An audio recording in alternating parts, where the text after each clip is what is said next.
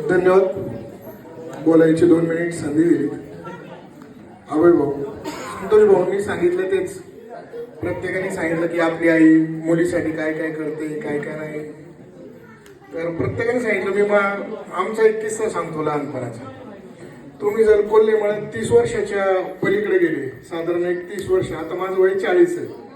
30 वर्षाच्या पलीकडे गेले की मळ्यात चुकून एखादी सायकल, चुकून एखादी मोटरसायकल होती. प्रत्येक जण शेतात काबड कष्ट करत होता. आमची पिढी जेव्हा कमवती झाली तेव्हा या मळ्याने बऱ्यापैकी वैभव पाहिले. त्याच्या आधी या मळ्याला काहीच माहित नव्हतं. इथं बसलेला माझ्या बरोबरचा प्रत्येक मुलगा, म्हणजे कोणी शेतात मजुरीचं काम केलंय, कोणी म्हणत काही मिळेल ते काम केले. त्यावेळेस आई कशी असते सांगतो, म्हणजे सगळ्याच आमच्या मायमाऊली आहेत, म्हणजे आमच्या आनंद भाऊची आई असेल किंवा सगळेच, त्यांनी कसे कष्ट केले. लहान होतो आणि कुणीतरी कोणाच्या घरात टीव्ही पाहायला जायचं. प्रत्येकाच्या घरात टीव्ही नाही. आमच्या अण्णांच्या घरात टीव्ही होता, तिथं आम्हाला बघायला भेटायचं अण्णांच्या घरात रामायण महाभारत. आणि कधीतरी मध्येच एक जाहिरात लागायची, Complan boy, I am a Complan boy.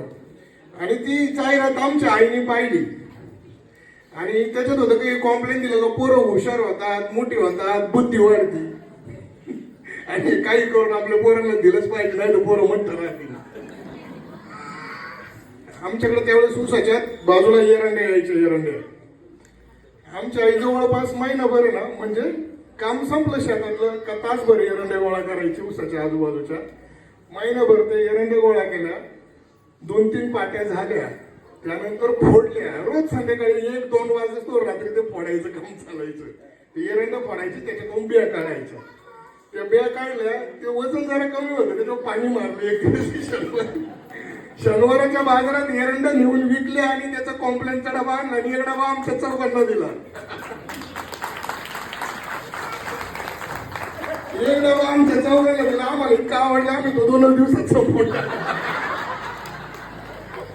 पण विशेष त्याच्या तिला तिच्या भोळं मनाला माहित नव्हतं पोरं मठ राहतील म्हणून तिने त्या कॉम्प्लेनसाठी महिनाभर जीवाचा आटापिटा केला होता. ही आई असती.